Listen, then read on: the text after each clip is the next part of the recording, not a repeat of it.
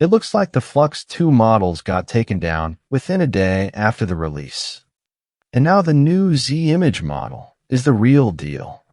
Smaller, faster, and better in so many ways that even SDXL needs to step aside now.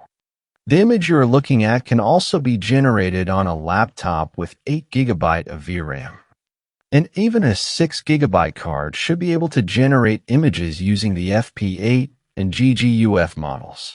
Let's look at the workflow and the files required. There are two workflows in front of us right now. The other workflow is for a graphics card having memory around 6 to 8 GB. I will be using the smaller FP8 and the GGUF model here, but the GGUF model has not been released yet. However, the FP8 model I will be using has a file size of 6 GB. And I think the same should work on a small 6 GB card. This is the video link you are watching right now.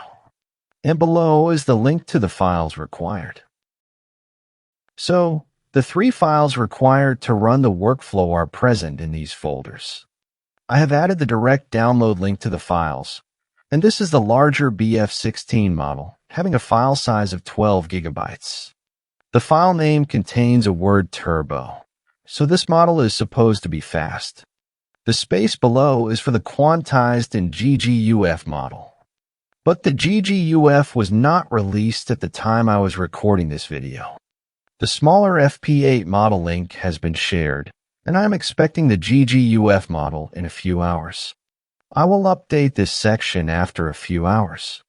As of now, there is a smaller FP8 model and a GGUF text encoder.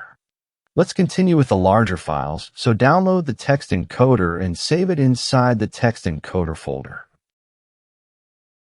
And then the VAE file, place it inside the VAE folder. I am saving it inside a new folder. So I am done with the files for the BF16 workflow. Press the letter R to refresh the file list in these nodes. And then select the BF16 model, text encoder, and the VAE. You can adjust the image resolution from this empty latent node. The button to run the workflow is behind this option. Press the Control and Enter buttons to run the workflow. The system usage is low, and the GPU looks normal. And I got the result in 33 seconds. Everything works, and the result looks fine. Let's look at the other workflow for low VRAM.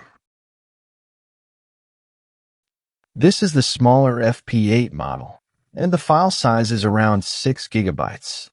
So there are these two files. The first is this E4 file, which is to be used by 4000 series and newer graphic cards.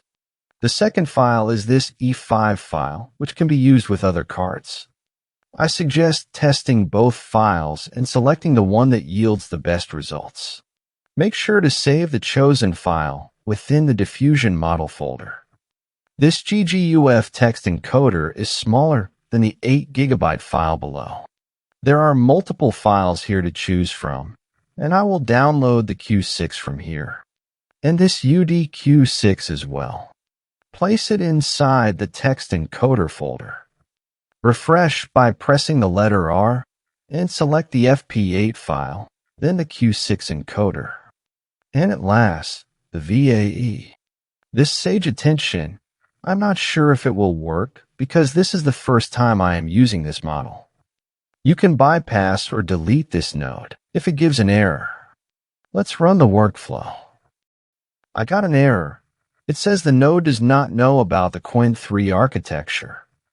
I tried the other UDQ6 encoder, and I got the same error again. The problem seems to be with the GGUF node. So I decided to update both of these nodes one by one. After updating both the nodes and restarting of comfyUI application, the workflow worked. The result is being generated within 20 seconds. I was looking for a prompt guide on the official website, but I did not find anything such. I found a few prompts, and with the help of GPT, I will try to generate some realistic photos to see the performance. The prompt used will be shared with the workflow, and the image generated here looks realistic. The prompt was followed perfectly. The moment was captured unexpectedly, shot from an awkward, random angle with soft, blurred edges. The expression is not some photogenic pose, and the colors are not balanced. The exposure is bad, and the focus is not on the subject, just like an amateur snapshot. And that's exactly what makes it feel so real, natural, accidental, and completely unplanned. The prompt will be with the workflow, so you could try this by yourself. The subject generated by the BF16 model is quite comparable to the one produced by the FP8 model. While a difference in quality is noticeable, this similarity is a significant consideration, especially when generating such images on a laptop with only a 6GB graphics card. The shadow looks correct, and this must be her other hand. A blonde woman standing on a painted parking strip with shopping carts behind her. The frame slightly tilted and taken one-handed. The uneven lighting and the soft blur make it feel imperfect. With no pose, this image looks completely real. The same prompt was used on the FP8 model. A stunning blonde woman takes a quick mirror selfie in a brightly lit restroom. Golden layered hair, bold cat eye, eyeliner, and red lipstick. Smudged mirror, uneven overhead lighting, and cluttered towels and bottles in the background are giving the raw, unplanned amateur snapshot feel. The same prompt was used with the FP8 model, and the result was generated in 30 seconds. The subject looks identical.